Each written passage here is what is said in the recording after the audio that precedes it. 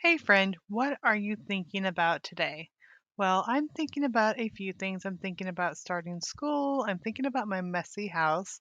I'm thinking about book projects. I'm thinking about book launches. I have a couple of books coming out this fall. There are so many things that I'm thinking about, and sometimes it can be overwhelming.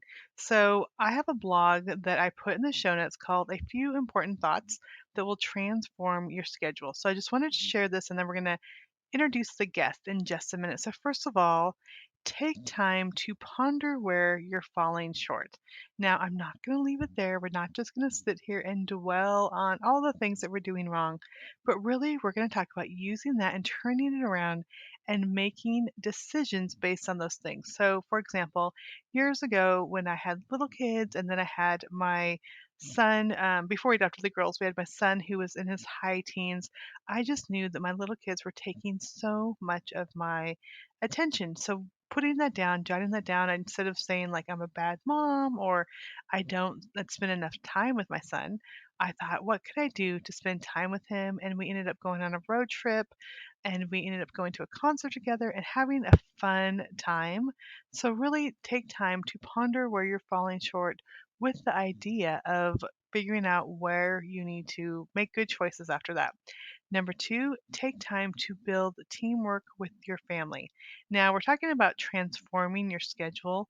And I think one of the things we do with our family is that we feel like we're the ones who are always doing all the work, and then we feel bad. We have negative thoughts about our family. So, really think about how can I pull my family together to work as a team?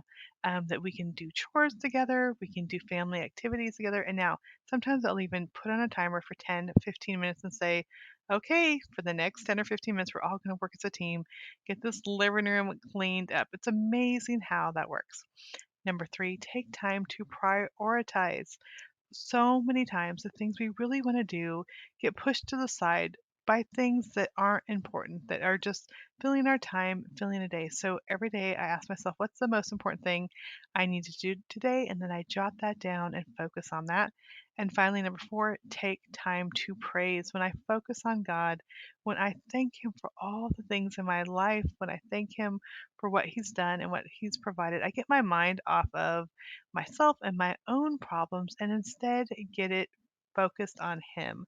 So I'm going to have a link to this article in my show notes, but I'm so excited because on today's podcast, we're going to be talking about all these things. We're going to be talking about transforming our minds, focusing our thoughts on the right things, making good decisions. And our guest today is going to share about how changing her mind really changed her life. I'm going to be introducing you to Barb Raveling. And she became a Christian 46 years ago, but she didn't start gaining victory over her habits and renewing her minds until 18 years ago. She's an author of some books such as Renewing of the Mind Project and I Don't Deserve a Donut. And we're going to be talking about these books in today's podcast. But what I love most is just how, when she decided to write a truth journal, to make decisions, and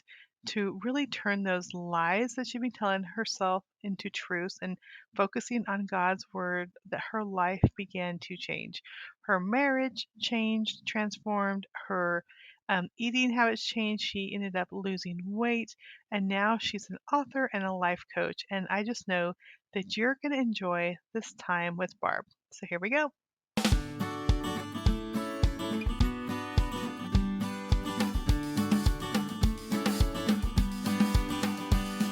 You're listening to Walk It Out with Trisha Goyer, where we discover what it looks like to follow God and be swept away on the journey of a lifetime.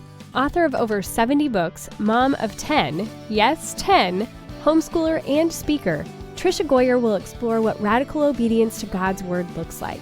It's time to hear from God lovers who've dared to say yes. Listen in to heart chats and learn how others overcame doubts and fears. Discover how God used ordinary people to impact others one step at a time. If you're ready to get radical, get going, and make a difference in this world, you're at the right place. Here's your host, prolific writer, world traveler, people lover, and mega nap taker, Trisha Goyer. Well, on Walk It Out today, I have a new friend that I just am excited to get to know a little bit better and then let you get to know about her too. So I have Barb Raveling, and we are going to be talking about all things about healthy habits and changing your mindset and all that good stuff. So welcome, Barb. I'm so glad that you're here. Thank you. It's great to be here. I would just love if you would just start by just sharing a little bit about yourself with our audience. Well, see, I've been married for quite a while, have 4 kids, retired homeschool mom, and been writing for the last 10 or 12 years in the area of renewing the mind and also doing podcasting and blogging and a few other things like that. I love that. And you mentioned homeschool mom. So I'm in the middle right now of switching out curriculum. So we're finished up for the year and now we're getting ready to start again. So all the old stuff is going off the shelf, all the new stuff is coming on, and we're going to be getting ready to start here soon again. The kids are not looking forward to that, but I always love just being back on a schedule and getting that all fixed up. So, how many years did you homeschool?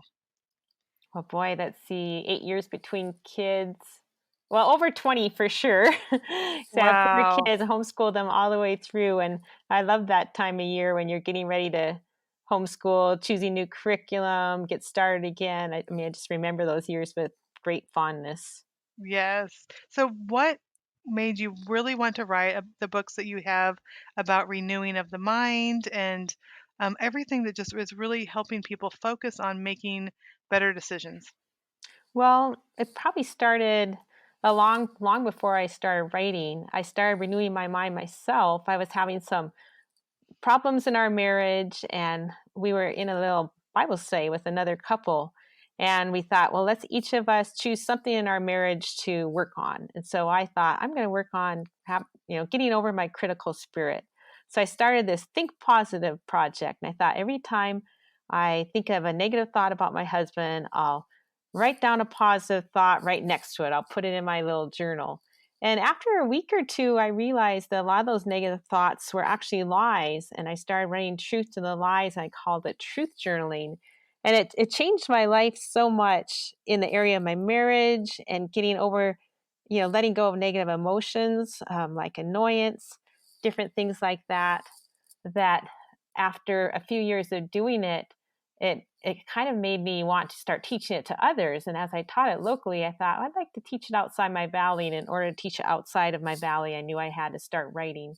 And so that's what made me start writing, and just wanting to help people overcome their bad habits. I talk about weight loss. I have weight loss Bible studies. And I think it's just gratefulness out of what God had done for me and a desire to help. That's actually why I started writing. And I love what you said there about noticing those negative thoughts and then realizing that they were lies and then really combating that with the truth. So can you share like maybe one thought that is pretty common that we find ourselves like just repeating over and over in our mind that really is just a lie that we're believing? Well, one of the thoughts that I had when I started writing, because I had such a terrible time even making myself start to write, I'd say, it's too hard. I can't do it. And that would almost always be in my journal every time before I started writing. And so then I'd number it, I can't do it. That'd be my first sentence. It's too hard would be my second one. And the truth, I can't do it, I'd say I can't do it easily.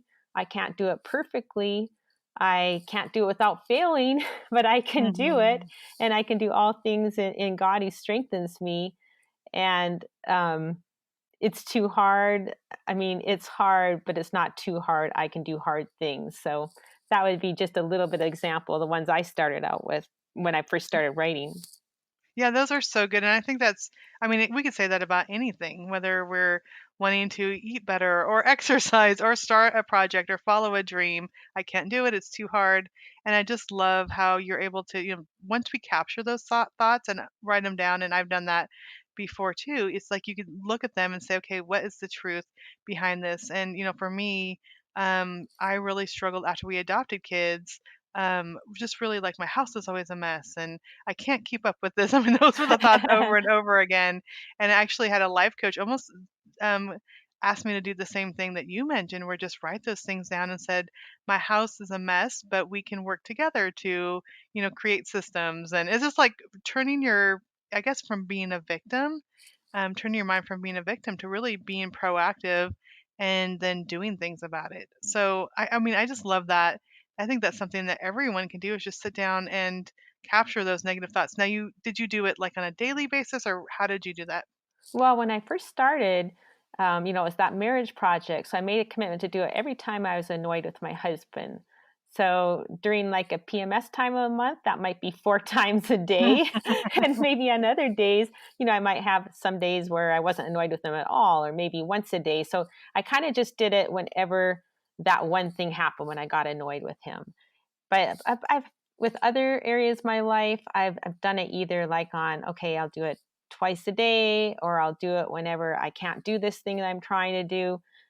So it kind of depends on what project I'm working on.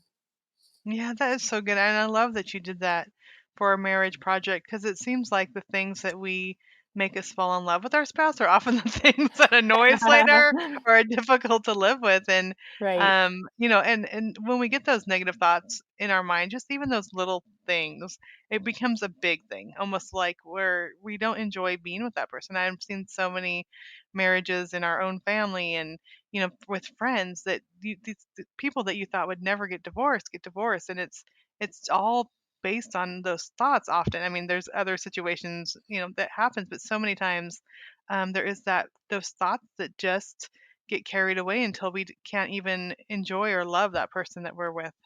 Yes, I was definitely at that point with my husband when I started truth journaling. I mean, I really just, you know, really didn't even like to be around him. And I was just shocked how much those feelings changed in even like 2 months. So I could just totally see my feelings for him change. And my relationship with God got a lot closer because I started depending on God, developed that emotional intimacy with him as he helped me work through everything. I remember there were a lot of tears involved and a lot of letting it go, accepting what I needed to accept. And my husband didn't have any terrible things that he was doing. I mean, back in those when I first started, I thought, oh, he's the bad guy, I'm the good guy in marriage. But as I truth journaled, I realized, wait a minute, I'm a bad guy Mm. too. We're both bad guys.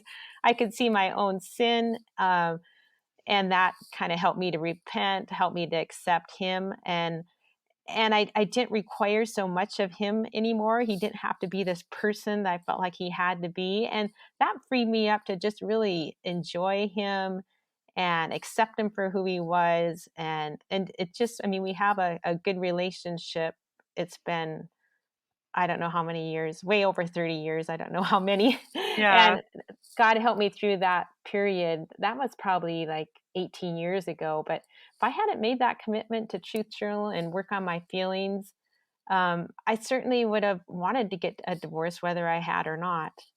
Yeah, and you ended up writing the Renewing of the Mind project. I think it helps so many people that are kind of dealing with struggles, whether it's marriage struggles or parenting struggles. But I love how you said, it could have ended in divorce, but look what happened. And I just love that how, through truth, I mean, your marriage was saved. And when did your husband first start to notice that things were different?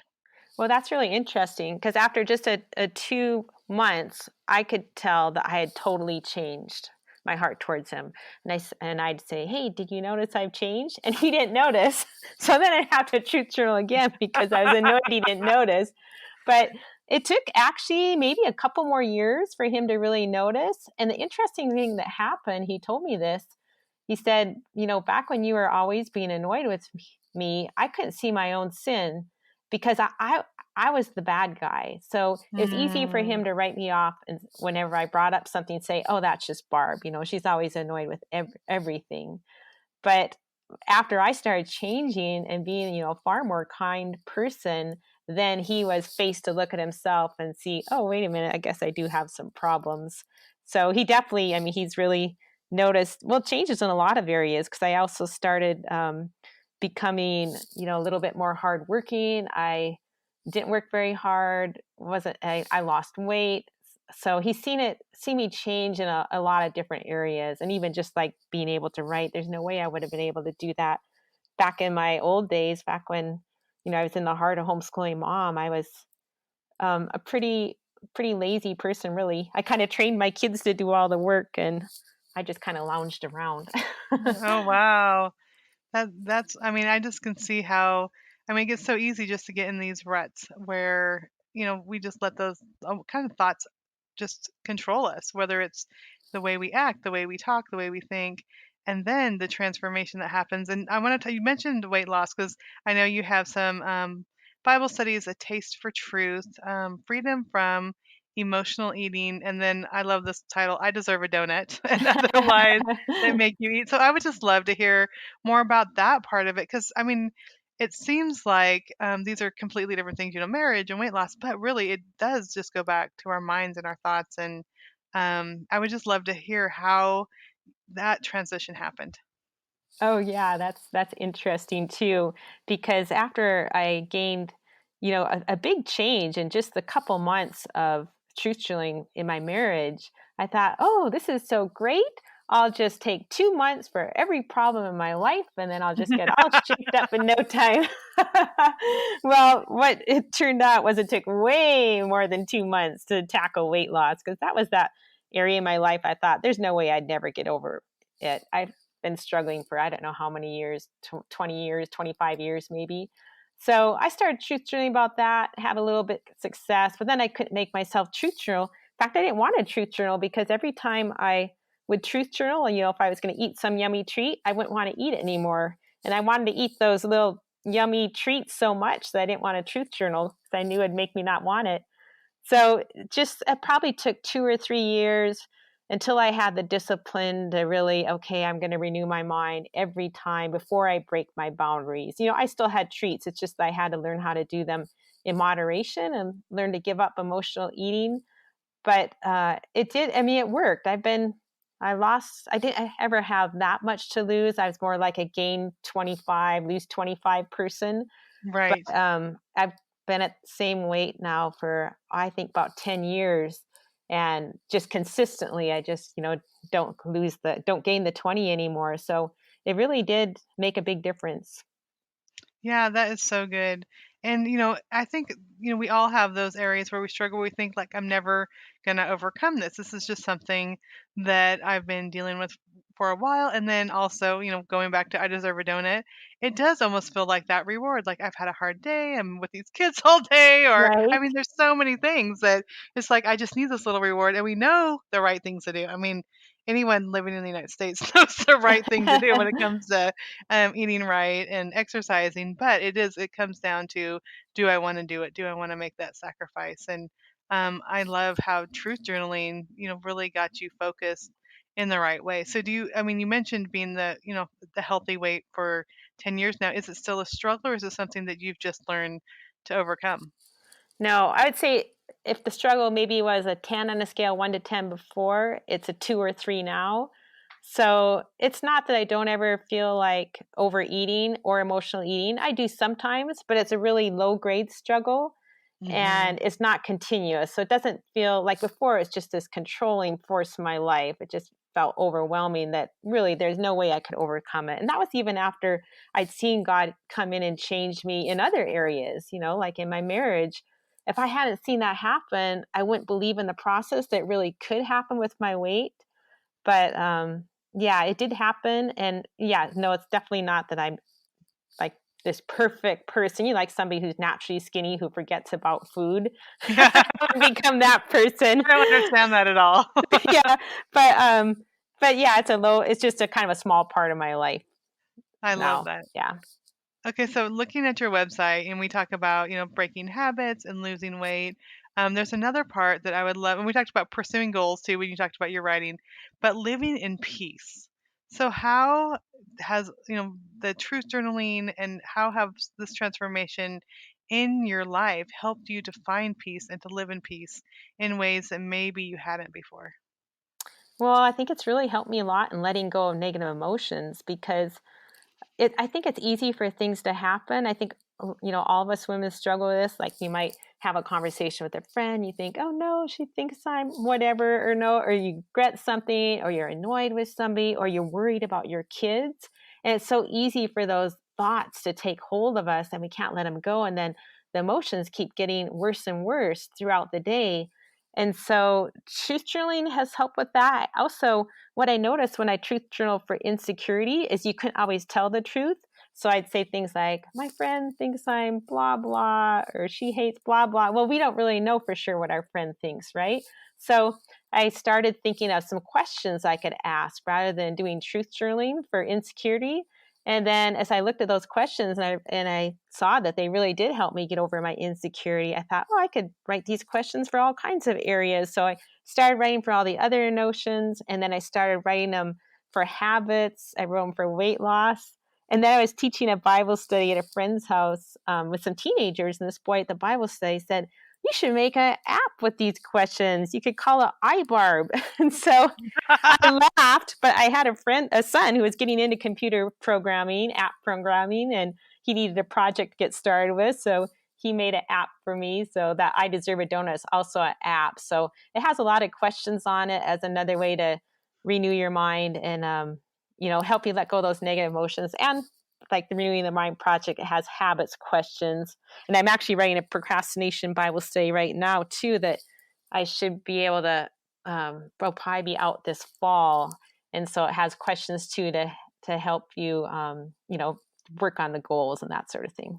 I love that. So what are some of these questions that you kind of found like these are the golden nuggets? Because it sounds like you found some really good gold nuggets that can help in so many areas. Oh, gee, I don't know if I remember them because I have different questions for each one. So, like, say the I Deserve a Donut app, that one's focused both on letting go of the emotions, so it's Mhm. cause emotional eating, and also letting go of the lies that make us eat. So, like, say if I'm feeling like I deserve a donut, there'll be one set of questions for that.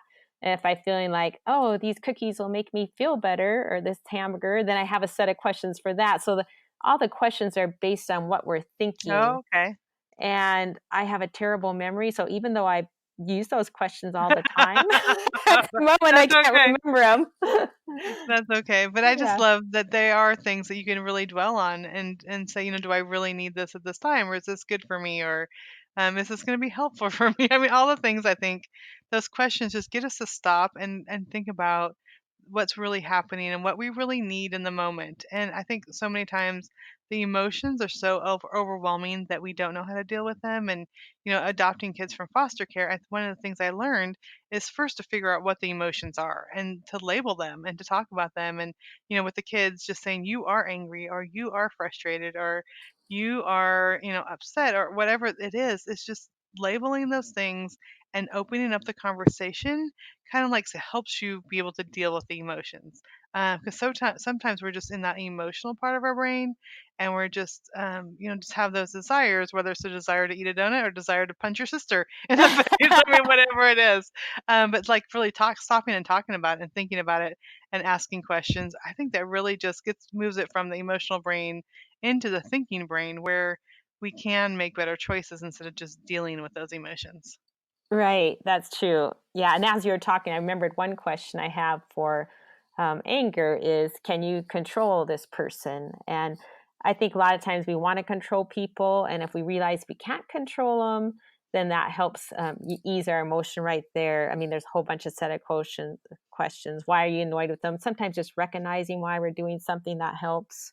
Or like I think I have pride or judgment questions that might say, um, oh, I can't even remember. I wish I could. I'm sorry. I That's can't okay. remember. But something about, are you better than this person? It's just, I guess what it does is the questions remind us of the truth and help us see life from a biblical perspective and even help us have a conversation with God about that situation. It's almost like they can be conversation starters, questions that will help us kind of have a structure to talk to God about whatever it is we're going through. So, Yeah, very good. I like that a lot. And I think it does, it gets us thinking about it instead of just getting carried away with the emotions. right. Hmm. That's so good. So now that you mentioned that you're starting a new book. What was that new book that you mentioned or that you're currently writing? Oh, it's Procrastination Bible Study. And actually, I'm teaching a class on it right now with the final copy just to see if it works, if there's anything I need to tweak. But I'm hoping to to have that out by the fall, I think. That is so good. Okay, so procrastination. Um, I think everyone deals with procrastination in some area. What are some of the areas that you think like people have the biggest struggle when it comes to procrastination? Well, a lot of women tell me they procrastinate with housework and then they just get Mm, overwhelmed by that. I think paperwork is a big area. A lot of times habits and goals. So we might, do well with the regular things of daily life, but if we want to, if there's some big goal or dream we have, we kind of procrastinate that because we don't know how to do it. So we procrastinate with things we don't feel like we can do, things we don't want to do, right. things we're afraid to do. So there's a lot of different areas. I think everybody procrastinates in some area at least. Yeah. I always tell people, I like just tell me to sit down and write a book and I could do that. But like if you want me to like train for a half marathon or I don't know, just even a 5K, like forget it. Like that is just something I don't want to do. Like I want to walk around the block. I don't want to jog. But yeah, I can sit down and throw two chapters in a novel, no problem. And I think there are those areas that some things are easier that we like doing. Some things that we know, even if they're the right thing or good things, are harder, and then we just kind of push those things to the side. Right. Or they're um, super boring, or they're going to cramp our lifestyle. So yeah, it's easy to put those things off. Yeah. So as you're going through, you talk about the Bible study that you're working through on procrastination. What are some of the key, their thoughts or scriptures or stuff that really that you found have helped people as they're going through this Bible study? Well, I think it helps just to recognize what you're believing. I've divided it into five main chapters. One is it's not important. Second one, I don't want to do it. I can't do it. I'm too overwhelmed to do it. And I'm too afraid to do it. And I Mm, use different people in the Bible to kind of bring those concepts across. Like Jonah is my I don't want to do it person. And then Moses leading the Israelites out of Egypt. There's all kinds of examples there for, you know, I can't do it. It's hard. A lot of times we just think life should be easy. mhm. And we don't realize that, when you try and do something new and hard, you're going to be uncomfortable. You're going to fail. It's not going to go well. But we've got to learn how to push through those things and rely on God. And he'll help us go, but he won't make it easy. He won't usually just snap his fingers and give it to us. We've got to kind of work with him on it. That's so good because, when it comes to Moses, I always think about like he was obeying God, but he still had to deal with all the whiny people, like Right. all the That's right. complainers and the grumblers. And it's like, really, God? Like, couldn't you have made it easier? Like, if you're calling him to this, like, make it easy, make it Right. That's simpler. right. Yeah, and again, we even with going back to adoption, because this is like the big thing in our lives for over the last, 5 years, we've adopted 7 kids, and it's like, okay, we adopted them, they have a home now. Now I want everyone to have good attitudes and be able to pick up after themselves, and that doesn't happen. But God doesn't No. call us just so it'd be easy. And it is completely out of our comfort zone, which I think that's one of the I don't know the hardest things people deal with, whether it is pursuing a dream or following God is like it is taking us out of our comfortable, happy place. But God doesn't ask us to stay there. Right. I remember when my sister didn't have kids and she was asking me about what life was like with kids. And I said, well, I wouldn't say it's like more fun necessarily, but it's just way richer and Hmm. it's so worth it. It's hard to describe. And I'm sure, that's how you feel with your kids because life with kids isn't always easy. But I think it's like that too when we try hard things with God. Yeah, maybe our life isn't going to be as easy as it used to be, and maybe we're going to go through way more struggles than we would have otherwise. But just the richness of it, the richness of growing with God and doing something we haven't done before, there's just so much value to that. Yeah, and seeing God show up and help us when we get to the end of ourselves. Because, when He's calling us to these things, He's not saying, okay, I want you to go do this really hard thing for me. Have fun. I'll see you on the other side. But, Right. as we're going along, it's like we're in step with Him and we're discovering just who He is in new ways that we had never seen before or known before. Or, there's a lot of things that I think we can tackle on our own. And it's only after we get in there when we realize, like, I am so way over my head, that we do see God in new and different ways. And that just makes it worth it when we're like, wow, God, you are right here in the middle of this mess, in the middle of this hard stuff, and you're showing up big time. And it's this whole new, deeper relationship that we never would have experienced with God if we had stayed in our comfort zone. That's right. And another interesting thing too is that we have different temptations to sin when we go into those new uncomfortable areas. So we might Mm. struggle with things that we didn't struggle back before we tried this new thing. And it's kind of like, oh God, look at me. I'm struggling with this new sin temptation. But God knew all along that if we went into that area, we were going to struggle with it. Just think of Jonah at the end of Jonah, but that doesn't mean he doesn't want us to go through it. It just means, okay, we'll help you, we'll grow in your character. Even though you didn't see that part of you before, it was always there. It's just revealed now in this new trial. So it's just interesting how he helps us through things and helps us to grow and mature, and also just gives us the joy of walking with the Holy Spirit as we go through those things.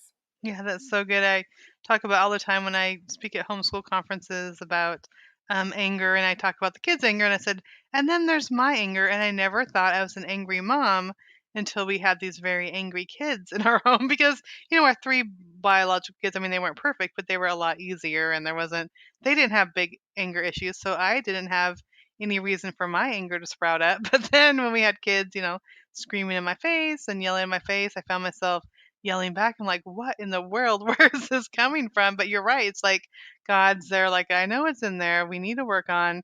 You can overcome this with my help, but it takes getting into that hard place and really seeing ourselves for who we are for us to turn to God. I'm like, okay, here we go. Something else I need your help with. Some character training I need, going on in my heart." And He's so faithful that He's there and He just shows up even when we are in those challenges and when we see parts of our characters that we may not like. Yeah, that's right, and he's not condemning us, and I think those things are natural too. I find a lot of times women will condemn themselves for those things, but Hmm. when I talk to everybody, we all struggle with the same thing. So it's natural to struggle with it, and it's wonderful to be able to go to God for help with it, and then see us ourselves change and mature. Maybe not over the course of a week, but when you look back a year or two and see how you change, that's pretty nice too, very satisfying. Yeah, it is, and it's a good example for our kids to see us like when we are messing up that we can turn to God and He helps us and we can change. Like we don't have to stay in those places with those bad attitudes or whatever happens to be. That God is there for all of our struggles, and I think sometimes we try to almost put on a show for our kids, like we're doing things perfectly or look at me, but really when they see us struggle and then turn to God and overcome, I mean that's what they can turn to when they struggle in their own lives. And I think that will make a huge difference when, I come back and I apologize or I explain my struggle and how God helped me. I think it is growing opportunities for our kids too.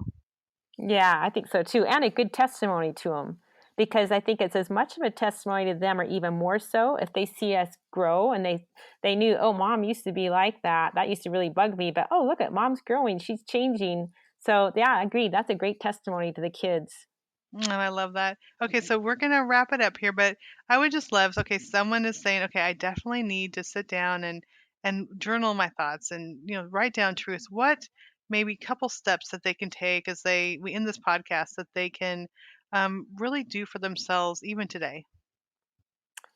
Well, I think I have two different types of truth journaling. The easiest one is probably just to say, okay, what's making me feel this way? And write down those sentences. And then just look at those sentences one at a time and say, what's the truth to them? And I actually have a couple of videos on how to truth journal at my Good. website, barbraveling.com. They can look under the Renewing the Mind tools and find those.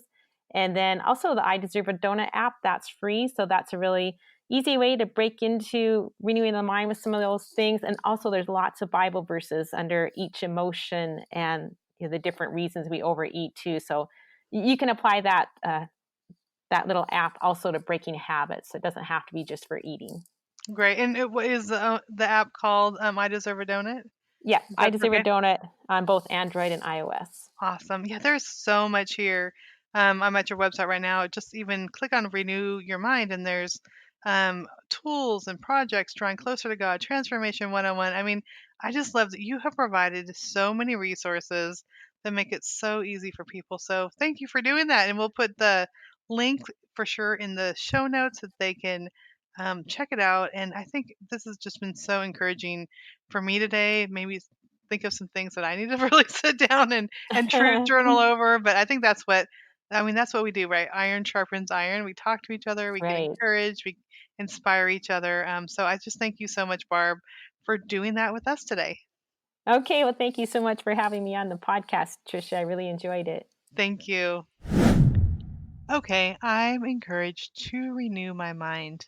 I'm already planning, got my little journal out. I'm going to start a truth journal. This is something that I've done in the past, but it's so easy to let our minds wander, to get focused on the wrong things, to let those negative thoughts spin around and around.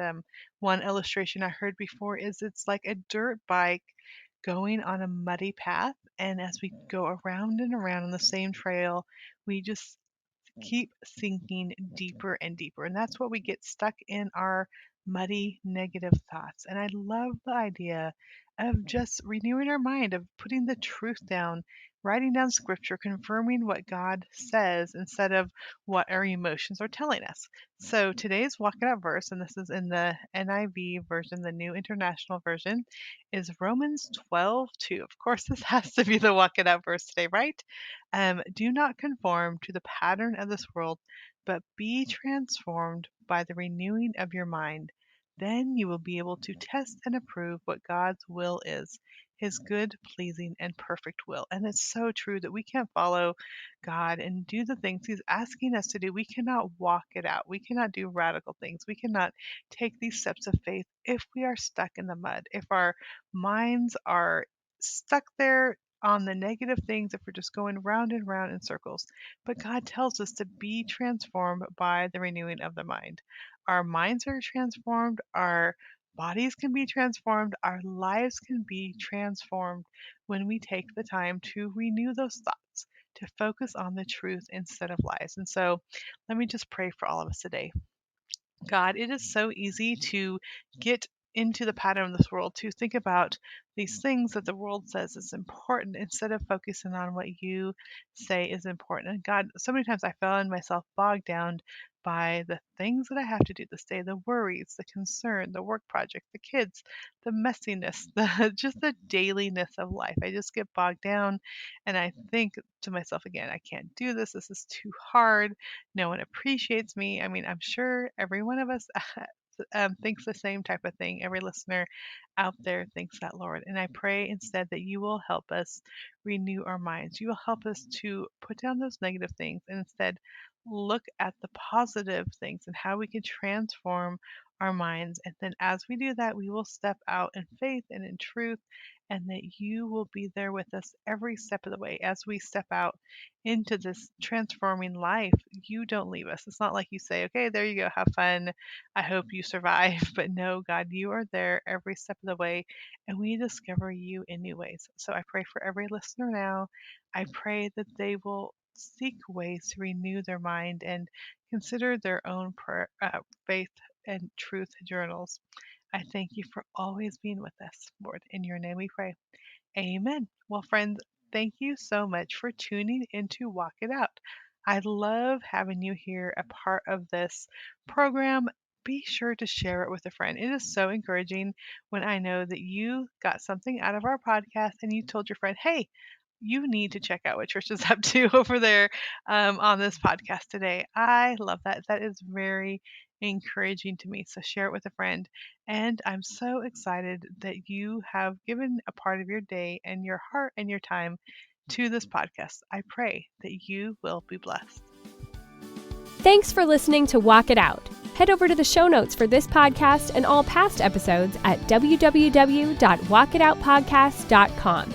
If you love the show, share it with someone you know who can make a radical difference in the world. We love new friends. See you next time.